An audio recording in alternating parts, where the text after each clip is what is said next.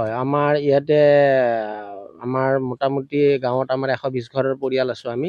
আৰু 120 ঘৰৰ প্ৰত্যেক মানুহে আহি পেলাই ইয়াতে আমাৰ ভেলাঘৰটো বনোৱাৰ ক্ষেত্ৰত সহযোগ কৰিছে।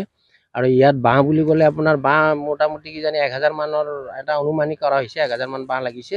আৰু আমাৰ যিটো কলৰ যিটো শুকান আমাৰ যিটো পাত, সেই পাতেৰে আমাৰ বেৰবোৰ দিয়া হয় যাতে জুই লগাত সহায় হয়। মানে ৰাতিপুৱা উৰুকা নিশা ৰাতিপুৱা মানে এইটো আমাৰ জ্বলাই দিয়া হয়। আৰু ওপৰত যি আমাৰ দেখিছে আপোনালোকে বাঁহৰ যি আমাৰ চাল দিয়া হৈছে, আৰু তাৰ ওপৰত আমাৰ ধান খেৰ থাকিব।